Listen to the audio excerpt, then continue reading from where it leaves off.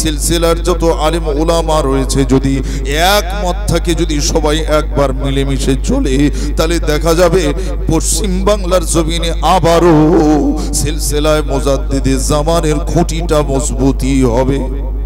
নজরওয়ালা হুজুর আজকে কটা রয়েছে, সেই নজরওয়ালা হুজুর আজ কোথায় আছে আমরাও খুঁজতেছি, বাংলার যত আলেম খুঁজতেছে, সেই যোগ্য আলেমের আজকে দরকার পড়ে গেছে। কথা বুঝছেন না, বোঝেন না? আজকে যদি সেই হুজুর থাকতো, হয়তোবা আছে কোথাও, আল্লাহ আমাদেরকে যেন জুটিয়ে দেয় নসিবে, বলেন আল্লাহুম্মা আমিন। সকল মুরব্বী হুজুরগণ একটা ফয়সালার জায়গা তৈরি করুন, ইনশাআল্লাহুল আজিজ আগামী দিনের জন্য সুন্দর একটা রাস্তা তৈরি হবে। এই অমুক বড় আলেম, অমুক মুফতি সাহেব, অমুক পীর সাহেব, অমুক সুফি সাহেব, অমুক দরবেশ সাহেব, কোথাকার কে আমরা ভাতে দে, কোনো কথা নাই। যাকে তাকে পীর করে দিল, যাকে তাকে সুফি করে দিল, যাকে তাকে মনে হলো হ্যাঁ যা মনে হচ্ছে তাই হচ্ছে, কিন্তু এটা তো আদৌ ঠিক না। আজকে সমাজ কোন দিকে চলছে, উল্টো স্রোতে না সিধে স্রোতে, এটা দেখতে হবে না, হবে না। যে পীর সাহেব শুধু ফুরফুরায় বাঁধা আছে নাকি? হ্যাঁ কথা বলেন।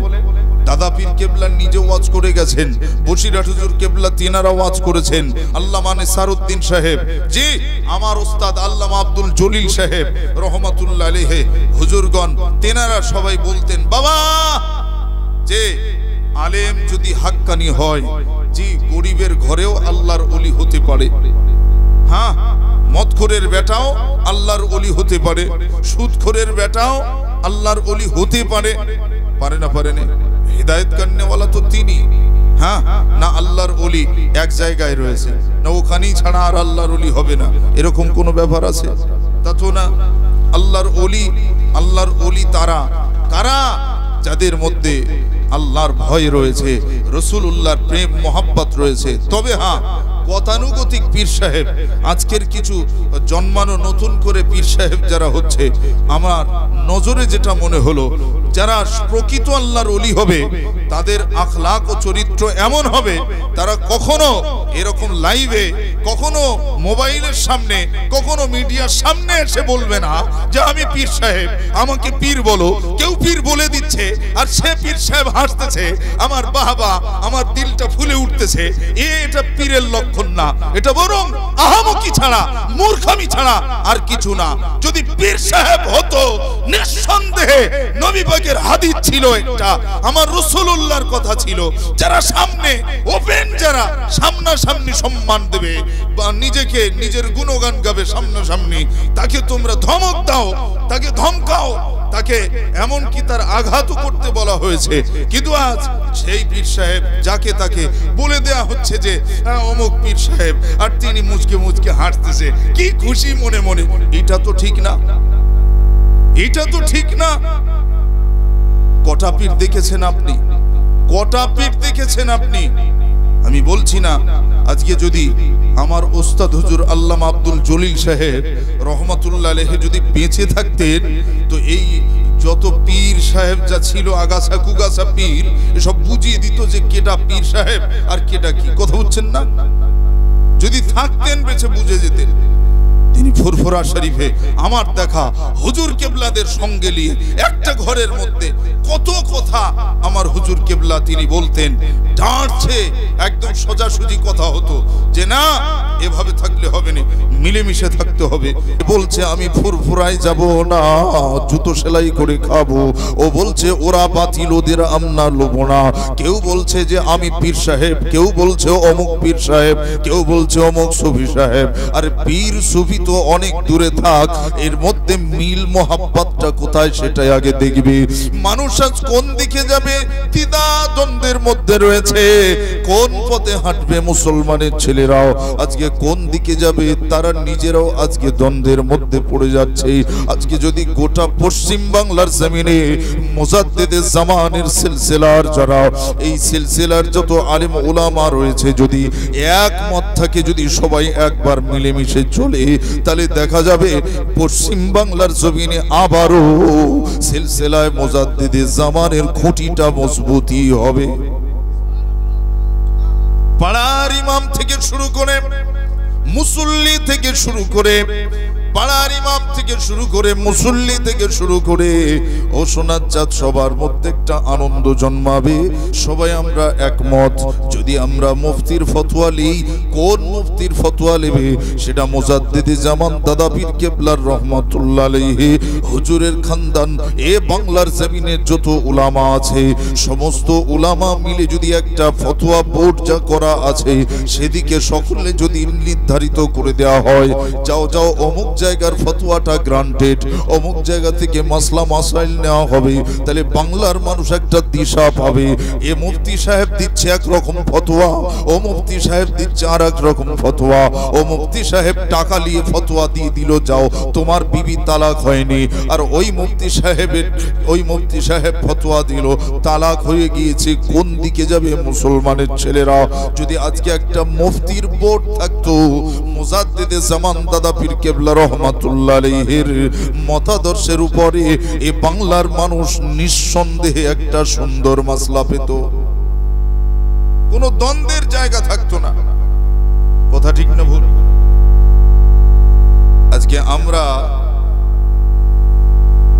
নিজেরাও আজকে কোন দিকে যাব, কোন পথে চলবো, এইরকম একটাই চলছে দেখবেন। আর এই সোশ্যাল মিডিয়া তো আছেই, এরা মোটামুটি কেটে ছেটে কার কিভাবে কি করা যায়, এর ভুল এটা, ওর ভুল ওটা, এরাও মোটামুটি এত সুন্দর শিখেছে আল্লাহর রহমতে, এরাও মিলিয়ে দিচ্ছে সব, বুঝছেন না? এরাও আলেম ওলামাদেরকে মিলিয়ে দিচ্ছে। আর আলেম ওলামারা তো আছেই।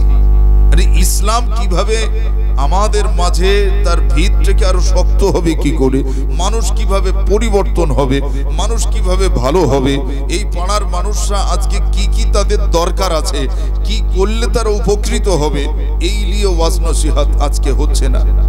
যেটা দরকার ওয়াজ এবং নসিহত, ওয়াজ মানে বক্তৃতা, নসিহত মানে উপদেশ, নসিহত মানে উপদেশ। উপদেশ কি হবে? এত সুন্দর এমন কিছু হাদিস কোরআনের আলোকে তুলে ধরতে হবে যার ভিতরে আমাদের জন্য উপদেশ তৈরি হয়ে যাবে, মানুষ নিজেরাই বুঝে নেবে আমার কি করণীয়। কথা বুঝছেন না?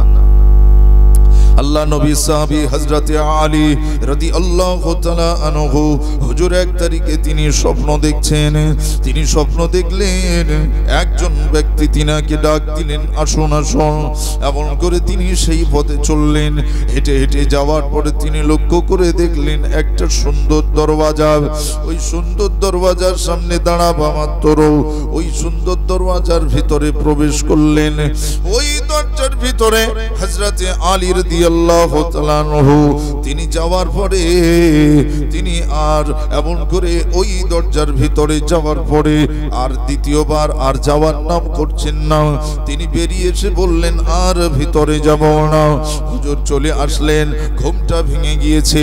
হযরত আলী রাদিয়াল্লাহু তাআলা আনহু হুজুর ঝরঝর ঝরঝর ঝরঝর করে কান্না করেন। এমন করে মসজিদে নববী শরীফে হুজুর নামাজ পড়তে আসলেন। দয়ার নবী সাল্লাল্লাহু আলাইহি ওয়াসাল্লাম সকল সাহাবায়ে কেরামেরাও আসলেন। নামাজ শেষ করার পরে শেরে খোদা আলী রাদিয়াল্লাহু তাআলা আনহু হুজুর কিনা মাথাটা হেঁট করে ঝরঝর করে কান্না করেন। সকল সাহাবায়ে কেরামেরা কিছুই বলেন না, শুধু আসেন সালাম দেন, আসসালামু আলাইকা ইয়া আলী, আসসালামু আলাইকা ইয়া আলী। আলীকে সালাম দিয়ে সকলে জিজ্ঞাসা করেন কাইফা হালুক, কেমন আছো কেমন আছো। হযরত আলী মুর্তজা এমন করে ওয়া আলাইকাস সালাম ওয়া আলাইকাস সালাম ওয়া আলাইকাস সালাম এভাবে সালামের উত্তর দেন আর বলেন আলহামদুলিল্লাহ আলা কুল্লি হাল, আল্লাহর রহমতে আমি ভালো আছি, আল্লাহ পাকের শুকরিয়া। এভাবে তিনি প্রত্যেকের উত্তর দিয়ে যাচ্ছেন, চোখের পানি থামে না। হযরত আবু বকর সিদ্দিক, হযরত ওমর ফারুক, হযরত ওসমান গনি এমন করে সকল সাহাবায়ে কেরামেরা তারা এক জায়গায় বসে রাদিয়াল্লাহু আনহুমগণ এক জায়গায় বসে আলোচনা করছেন সালামের আদব। এই আদব সম্পর্কে তারা আলোচনা করতে করতে বললেন হায় রে হায়, হযরত আলী মুর্তজা যেনাকে কিনা কেউ আগে সালাম দিতে পারতেন না, কেউ আগে আগে সালাম দিতে পারতেন না, দূর থেকে আগে তিনি সালাম দিতেন, কিন্তু সেদিনে তেনাকে সবাই সালাম দিচ্ছে, অথচ আলী মুর্তজা কাউকে তো সালাম দেন না। হায় রে হায়, কি ব্যাপার কি ব্যাপার। হযরতে আলী মুর্তজার শিকায়ত দিচ্ছে তার নামে। আমার রাসূলুল্লাহর দরবারে এসে বললেন, ইয়া রাসূলুল্লাহ, সালাম বিনিময় করে বললেন, ইয়া হাবিবাল্লাহ, হুজুর বেয়াদবি নেবেন না, আমি আবু বকর বয়সে বড় আর আলী হলো বয়সে ছোট, ছোটরা বড়দেরকে সালাম দেবে আর বড়রা ছোটদের সালামের উত্তর দেবে, এমন করে ছোটরা বড়দেরকে সম্মান করবে আর বড়রা ছোটদেরকে স্নেহ করবে, ভালোবাসবে। কিন্তু না না না, আজকে যেন উল্টোটা হয়ে যায়। আমার নবী পাকের সঙ্গে সমস্ত ঘটনা খুলে বললেন। ঠিক এমন সময়ে আল্লাহর নবী হযরতে আলী রাদিয়াল্লাহু তাআলা আনহু তিনাকে ডাক দিয়ে বললেন, আলী এখানে এসো, এখানে এসো। হযরতে আলী রাদিয়াল্লাহু তাআলা আনহু হুজুর আমার নবী পাকের নিকটে দাঁড়িয়ে দাঁড়িয়ে থরথর করে কাঁপতে লাগলেন। আসসালামু আলাইকা ইয়া রাসূলুল্লাহ, আসসালামু আলাইকা ইয়া হাবিবাল্লাহ। আমার নবী বললেন সালামের উত্তর দিয়ে আমার নবী জিজ্ঞাসা করেন, আলী বলো বলো, তুমি কি আবু বকরকে আজকে সালাম দাওনি? তিনি বললেন, নাম, হ্যাঁ হ্যাঁ আমি আজকে সালাম দেইনি। তুমি কি ওমরকে সালাম দাওনি? না ইয়া রাসূলুল্লাহ, আমি ওমরকে সালাম দেইনি। তুমি কি ওসমান গনিকে সালাম দাওনি? না না, আমি ওসমান গনিকে সালাম দেইনি। এভাবে আমার নবী একা করে জিজ্ঞাসা করেন, কি কারণ, কেন তুমি সালাম দাওনি? হযরতে আলী রাদিয়াল্লাহু তাআলা আনহু তিনি সেদিনে বলেছিলেন, ইয়া রাসূলুল্লাহ, ইয়া হাবিবাল্লাহ, হুজুর আমি রাতের আঁধারে একটা স্বপ্ন দেখেছিলাম। ওই স্বপ্নটা দেখি এত সুন্দর একটা ঘর, এত সুন্দর একটা বাড়ির দরওয়াজার সম্মুখে আমাকে নিয়ে যাওয়া হলো। আমি দরওয়াজার সম্মুখে যে দাঁড়িয়ে দেখি লেখা আছে জান্নাতের দরওয়াজা।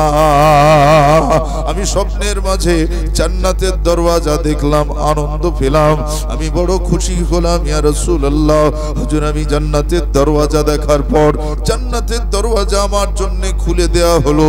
আমি জান্নাতের ভিতরে প্রবেশ করলাম। আমার নবী মারহাবা মারহাবা বলে উঠলেন। আরে তো খুশির খবর, বলো বলো আলী, আর কি দেখেছো? ওই সময় শেরে খুদা আলী ঝরঝর করে কাঁদেন আর বলেন, ইয়া রাসূলুল্লাহ, ইয়া হাবিবাল্লাহ, হুজুর বেয়াদবি নেবেন না, হুজুর আমি জান্নাতের ভিতরে যে একটা চেয়ার দেখলাম, একটা চেয়ার দেখেছি, ওই চেয়ারে লেখা রয়েছে যে ব্যক্তি আগে সালাম দেবে, যে ব্যক্তি আগে সালাম দেবে আমার আল্লাহ তাকে চেয়ার দান করে দেবে। ইয়া রাসূলুল্লাহ, ইয়া হাবিবাল্লাহ, আমি আলী মুর্তজা কাউকে আমাকে আগে সালাম দিতে দিতাম না। আমি সকলের আগে আমি হাত উঁচু করে করে দূর থেকে আগে সালাম দিতাম, আসসালামু আলাইকুম, এভাবে সকলকে সালাম দিতাম। কিন্তু না না না, আমি ভাবলাম আমার তো অনেক চেয়ার হয়ে গিয়েছে, আমার নবীর সাহাবীরা চেয়ারের হকদার যাতে হতে পারে, তাই আমি আলী মুর্তজা মদিনা শরীফের দরওয়াজার গেটের সামনে দাঁড়িয়ে আছি। আমি কাউকে সালাম দেই না।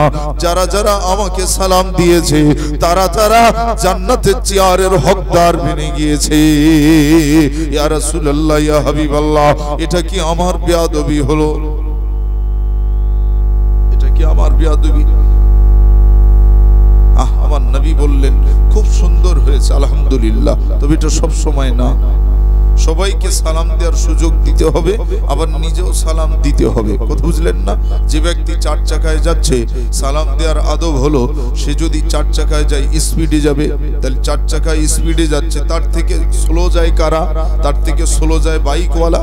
এই বাইকওয়ালাকে সালাম দেবে চার চাকাওয়ালা, আবার বাইকওয়ালা সালাম দেবে যে সাইকেলে যায় তাকে, আবার যে সাইকেলে যাচ্ছে সেই মানুষটি সালাম দেবে যে ব্যক্তি হেঁটে যাচ্ছে তাকে, যে ব্যক্তি হেঁটে যাচ্ছে সেই ব্যক্তি যে বসে আছে তাকে সালাম দেবে।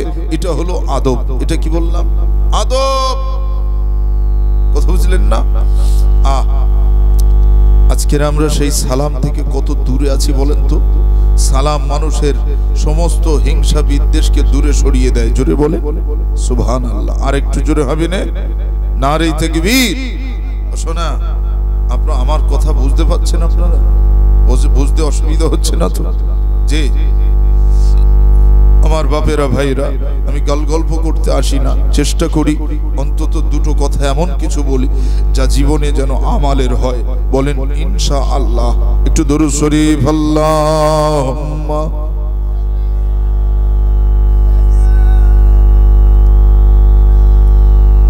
ওয়া আলা আলি সাইয়্যিদিনা। জন্ম আমার নবীর যুগে হলে কেমন হতো, জন্ম আমার নবীর যুগে হলে কেমন হতো। দু নয়নে রাসূল পাক দেখলে কেমন হতো, দু নয়নে রাসূল পাক দেখলে কেমন হতো।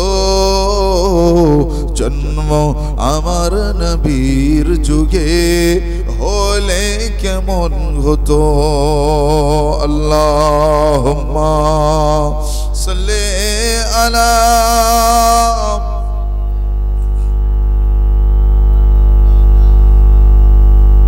ওয়া আলা আলি।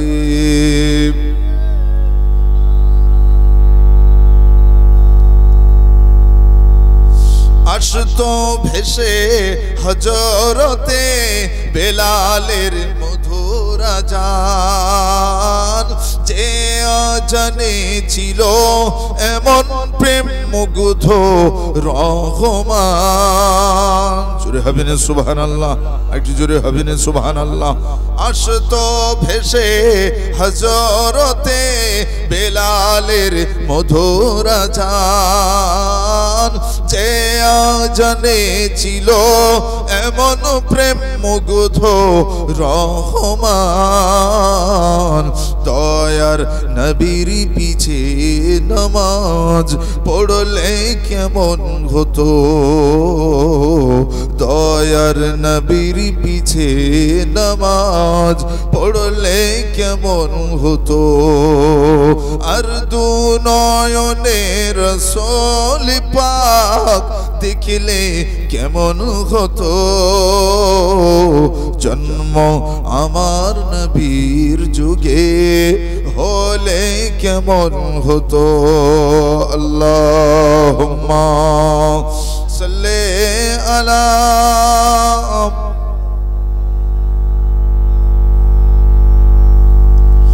ওয়া আলা আলি সাইয়্যিদিনা।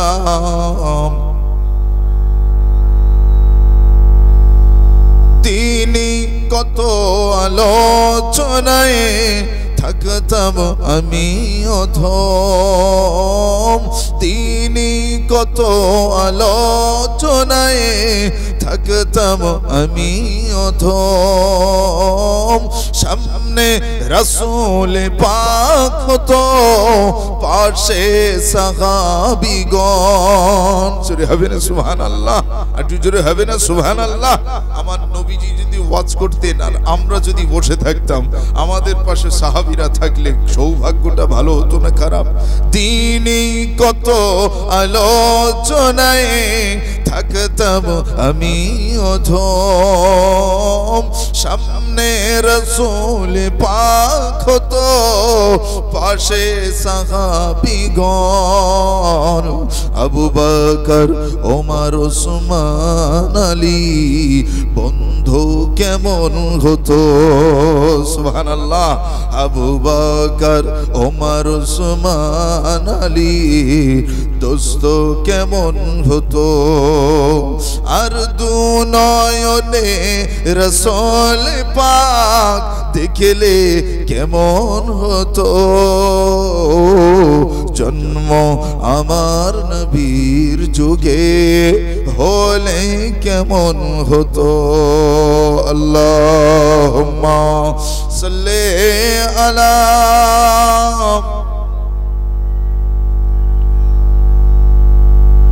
ওয়া আলা আলি সাইয়্যিদিনা।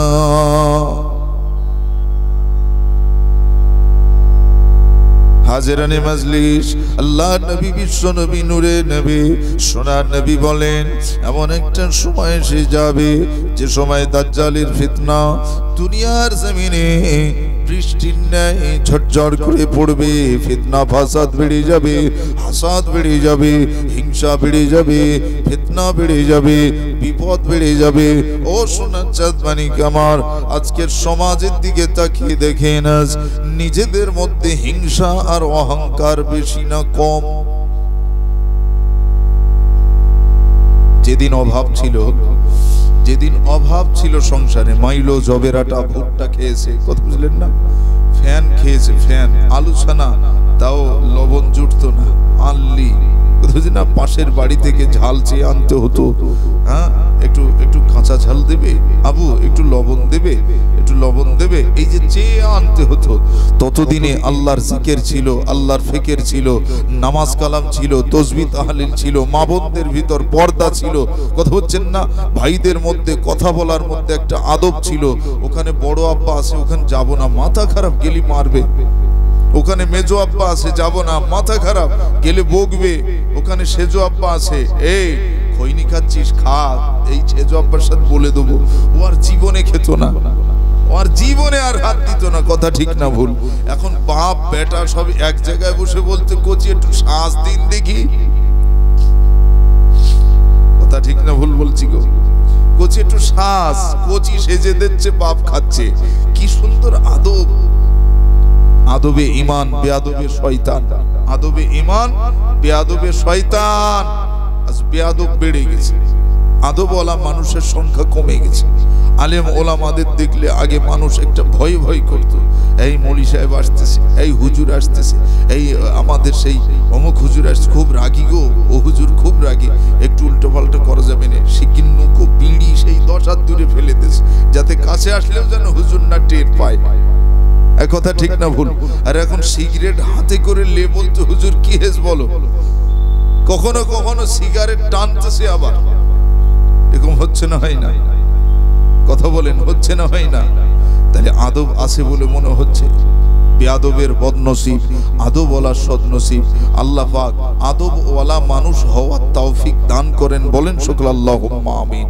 আগে মানুষ আলেমদের মোহাব্বত করত, ভক্তি করত, ভালোবাসতো। কেন? আলেমের মধ্যে একটা নিজেদের মধ্যে আদব ছিল।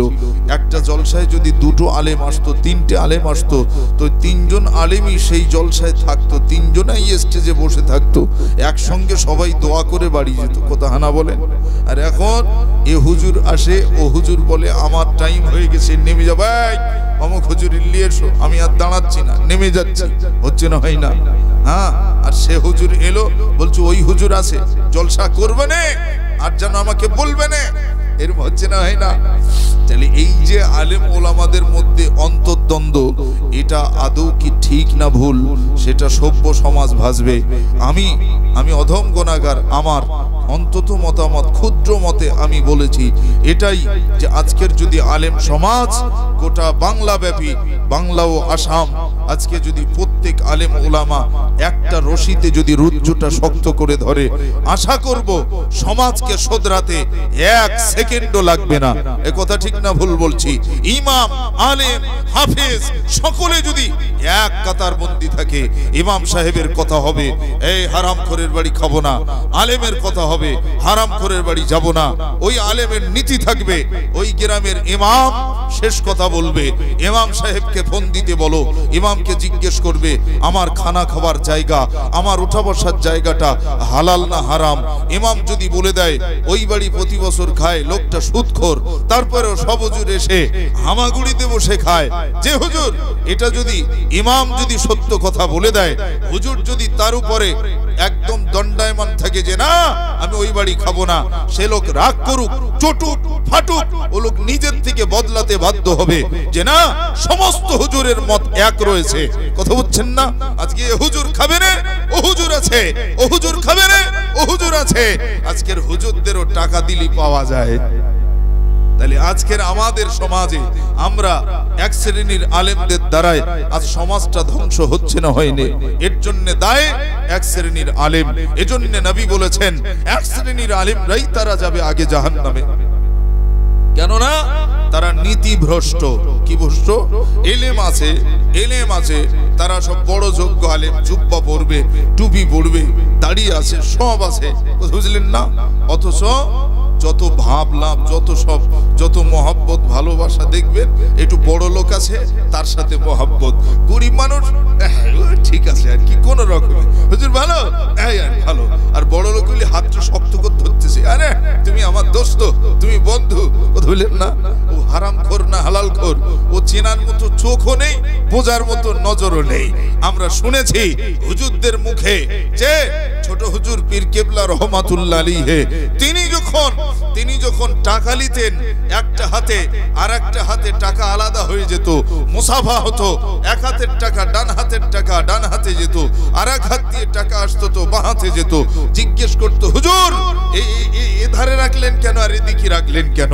ছোট হুজুর পীর কেবলা বলতেন, বাবা এই টাকাগুলো হালাল, এগুলো হারাম, এ আমার না, এইটা আমার। একবার জোরে বলবেন না সুবহানাল্লাহ? কিন্তু সেই নজরওয়ালা হুজুর আজকে কটা রয়েছে? সেই নজরওয়ালা হুজুর আজ কোথায় আছে?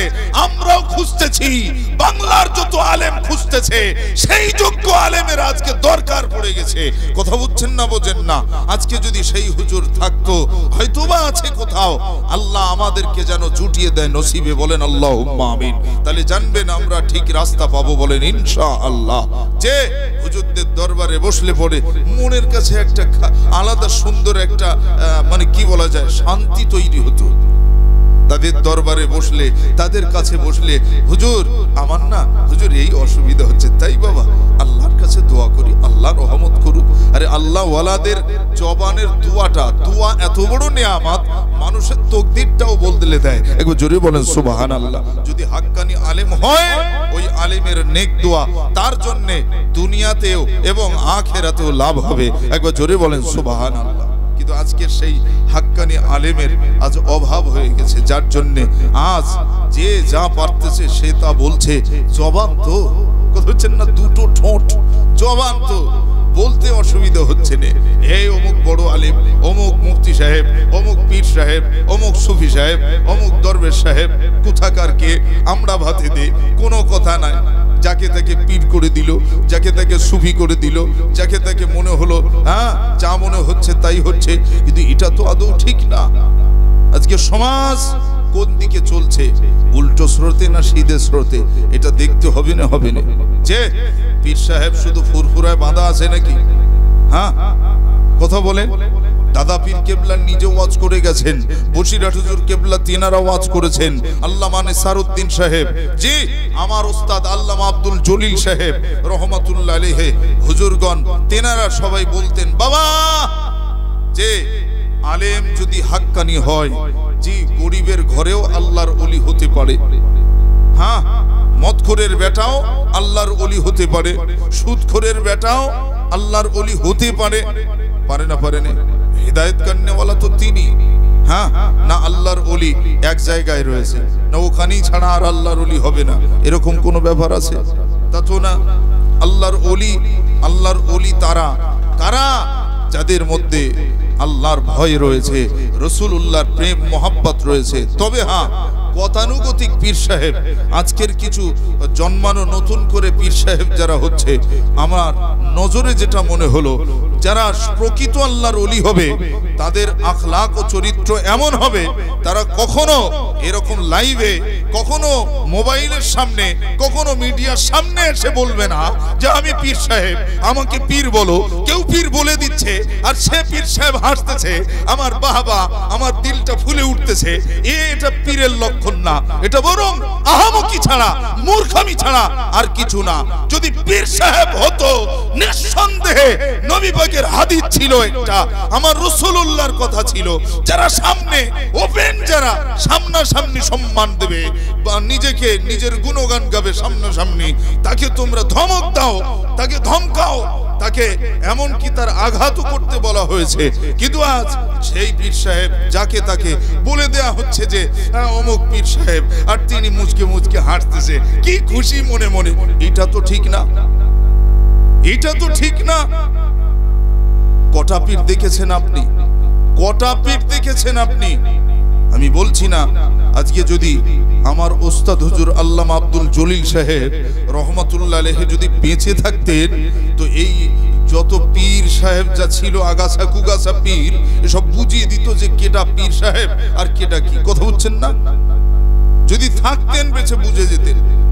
তিনি ফুরফুরা শরীফে আমার দেখা হুজুর কেবলাদের সঙ্গে নিয়ে একটা ঘরের মধ্যে কত কথা আমার হুজুর কেবলা তিনি বলতেন, ডাঁটছে একদম সোজাসুজি কথা হতো যে না এভাবে থাকলে হবে না, মিলেমিশে থাকতে হবে।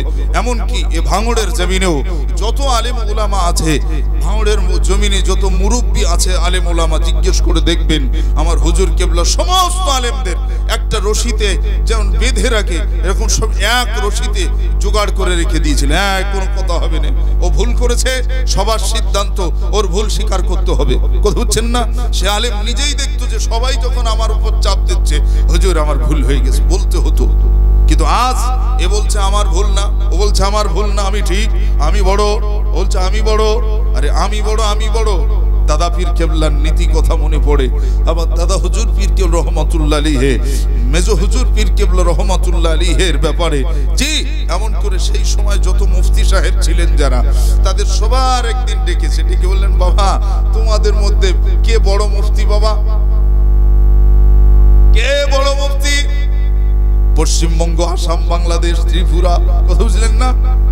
সব মুফতি সাহেবরা মাথা হেড করে বসে আছে, মাথা হেড করে বসে আছে। একটা একটা মাসলা ধরে বলতে পারছে, কেউ বলতে পারে না, এরকম হচ্ছে। কথা বুঝলেন না? আর সমস্ত হুজুররা প্রত্যেকেই জানতেন যা সমস্যা হতো মেজো হুজুর পীর কেবলা রহমাতুল্লাহ আলাইহির কাছে প্রত্যেকেই জিজ্ঞাসা করতেন, হুজুর এটা কি হবে, হুজুর এটা কি হবে, হুজুর এটা কি হবে। আমার হুজুর কেবলা, আমার পীর ও মুর্শিদ মেজলা হুজুর পীর কেবলা রহমাতুল্লাহ আলাইহি জি তিনি বলে দিতেন, বাবা এটা এই হয়, মৌ সাহেব অমুক কিতাবের এই পৃষ্ঠায় অমুক জায়গায় লেখা রয়েছে, জোরে বলবেন না সুবহানাল্লাহ। তো সেদিন সমস্ত মুফতিরা বলছিলেন, হুজুর আমাদের নজরে আজ থেকে যদি কোনো বড় মুফতি থাকে, মুফতি আজম মেজলা হুজুর পীর কেবলা রহমাতুল্লাহ আলাইহির নাম সেদিন ঘোষণা হয়েছে। একবার জোরে বলেন সুবহানাল্লাহ। আজকের আমি অধম চাই এই সমস্ত পশ্চিম বাংলার যত মুফতি আছে, যত এ ক্যাটাগরি বি ক্যাটাগরি যা বলেন, যত মুফতি সাহেব আছে, সমস্ত মুফতি সাহেবদেরকে ডাকা হোক, এক জায়গায় বসে বলা হোক কে বড় মুফতি, কে মুফতি আজম, কার কাছ থেকে মাসলা নেবে বাংলার মানুষ। কথা বুঝলেন না? তাহলে দেখা যাবে সেদিন সমস্যার একটা হয়তো নিরসন হতে পারে। কথা বুঝছেন না? তিনি আমাদের হেড মিনিস্ট্রি এমন করে হেড সাহেব হবেন, তিনি আমাদের সম্মানী হবেন, তিনি আমাদের ইজ্জতের হবেন। কথা বুঝলেন না? আমরা তাকে সম্মান দিয়ে কথা বলবো। কিন্তু আজকের এ বলছে আমার নজরে এমুক সাহেব বড়, ও বলছে আমার নজরে অমুক সাহেব বড়, বলছে আমার নজরে অমুক সাহেব বড়। হ্যাঁ তোমার নজরে বড়, তাকেও ডেকে নেওয়া হোক, আমার নজরে বড়, তাকেও ডেকে নেওয়া হোক, তার নজরে বড়, তাকেও ডেকে নেওয়া হোক, তারা সব এক জায়গায় বসুক, বসে সিদ্ধান্ত হোক। কথা বুঝছেন না? তা নয়, আমার গদি বাঁচাতে হবে, আমার এলাকা বাঁচাতে হবে, লোকজন যেন আমার থাকে। এ কি ধরনের? এটা তো ইসলাম আরো ক্ষতির দিকে ফেলে দেওয়া হচ্ছে। কথা বুঝছেন না? আলেম ওলামা সমাজ আজ দোদুল্যমান জায়গায় না থেকে বরং আমি আমার ব্যক্তিগত মতামত দিয়ে বলবো, আজ গোটা বাংলার জমিন তথা ফুরফুরা শরীফ আমার সমস্ত মুরব্বী হুজুরদের কাছে অনুরোধ জানাবো, সকল মুরব্বী হুজুরগণ একটা ফয়সালার জায়গা তৈরি করুন। ইনশাআল্লাহুল আজিজ আগামী দিনের জন্য সুন্দর একটা রাস্তা তৈরি হবে। তৎসহ আজকে ভারতবর্ষের অবস্থা দেখছেন না, চতুর্দিকে যেভাবে আজ অন্যান্য আজ ধর্মীয় মানুষেরা তারা আজকে মুসলমানদেরকে আজ অপেয় মনে করছে, মুসলমানদের যেন একটা ইনসাল্টমূলক ভাষা তারা ব্যবহার করছে। আজকে যদি আলেম ওলামা এই সভ্যতার জাগরণ যদি না আনতে পারে, কথা বুঝছেন না? আজকে মিডিয়া সমাজ, আজ কিছু গদি মিডিয়া তারা আলেম ওলামাদেরকে ওপেন বলে দিচ্ছে যে এরা জঙ্গি। কথা বুঝছেন না? একটু বলতেও দ্বিধা হচ্ছে না, তাদের মুখে বাঁধে না, অথচ তাদের ঘরের ছেলেরা রেল লাইনের ধারে বোমা মানতে যাচ্ছে, সেখানে যে ধরা পড়ছে ওরা জঙ্গি হয় না, মুসলমানের ছেলেরা কোরআন পড়ছে, পড়ছে, হাদিস শরীফ পড়ছে, ইতিহাস পড়ছে, গভর্নমেন্টের রুলস অনুযায়ী তারা বিজ্ঞান পড়ছে, ভৌত বিজ্ঞান, জীবন বিজ্ঞান, অঙ্ক, নামতা, ধারাপাত, কথা বুঝলেন না?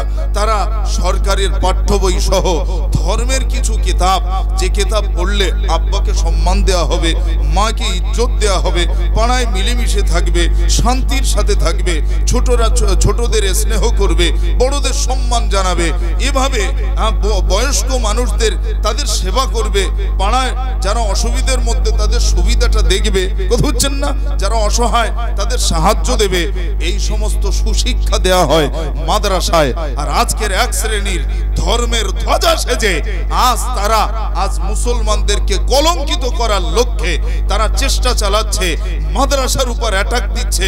কি না, মাদ্রাসায় জঙ্গি তৈরি হয়।